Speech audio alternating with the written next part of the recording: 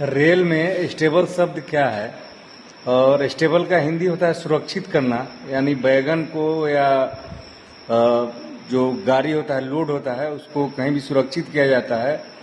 तो अमूमन ये रेल में नहीं देखा जाता है कि रनिंग लाइन में कोई भी गाड़ियों को स्टेबल किया जा सके, लेकिन विशेष परिस्थिति में उसको वहाँ पर स्टेबल किया जाता है। तो स्टेबल करने के भी बहुत नियम होता है और बहुत तरीके से स्टेबल किया। उसको कुछ स्टेशन मास्टर के कार्य होते हैं उसमें कि आपको सबसे पहले देखना है जो cabin master station master duty में है कि फॉलिंग मार्क क्लियर हुआ है कि नहीं। फॉलिंग मार्क हम आपको बता चुके हैं, पिछले वीडियो में इसके बारे में बताए थे। तो फॉलिंग मार्क होता है जिससे रेल अपने जो जगह है, जहाँ पर सुनिश्चित जगह है, वहाँ पर जाने के लिए फॉलिंग मार्क क्लियर होना जरूरी होता है।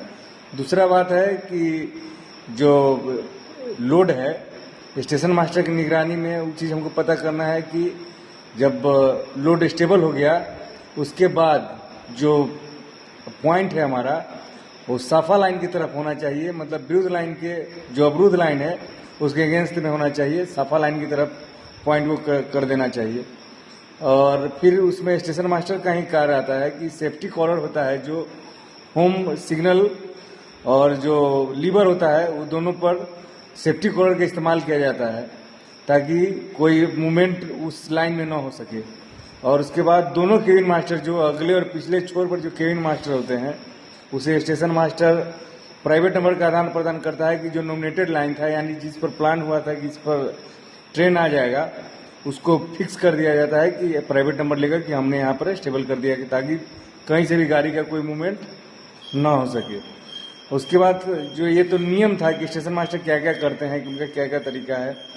और उससे ज़्यादा जो स्टेबल का मेन है, जो पॉइंट्समैन का भूमिका आता है, पॉइंट्समैन उसमें कैसे काम करते हैं, पॉइंट्समैन और गार्ड ड्राइवर का क्या जिम्मेदारी, कैसे स्टेबल किया जाता है, उसके बारे में हम आपको बता रहे हैं कि कम से कम दोनों तरफ से 2 सेफ्टी चैन और ताले होने चाहिए कि कम से कम एक आगे और एक पीछे, गार्ड ब्रेक हो या उसके बाद वाला जो बैगन हो उसमें, और नहीं तो इंजन के बाद वाले जो बैगन है उसमें सेफ्टी चेन और ताला लगाना चाहिए। और उस 4 गुटका होना चाहिए, 2 गुटका आगे और 2 गुटका पीछे लगा देना चाहिए ताकि और ट्रेन जो ढुल के नहीं, मतलब या तो आगे या पीछे उसका ढुलकाव ना हो।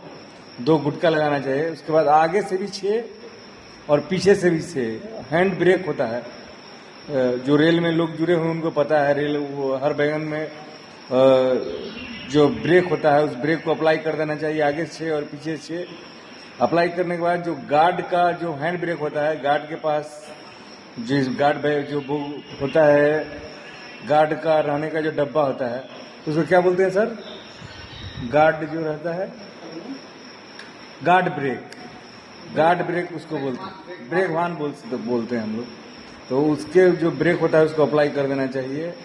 और अप्लाई करने के बाद हमेशा ये रहे कि जो ELB एक स्विच है, ELB हैंडल है, वो हमेशा लोडेड की तरफ होना चाहिए, चाहे गाड़ी एम्प्टी क्यों ना हो। ये परिस्थिति है रेल में लोड को स्टेबल करने को, लोड को कैसे स्टेबल किया जाता है, जो हमारा रूल्स कहता है उस रूल्स के अनुसार से हम आपको समझाने की कोशिश किए हैं। अगर कोई कमी है तो आप हमको कमेंट बॉक्स में करके बता सकते हैं। संरक्षा जंजीर और स्किड वगैरह सब बता देना।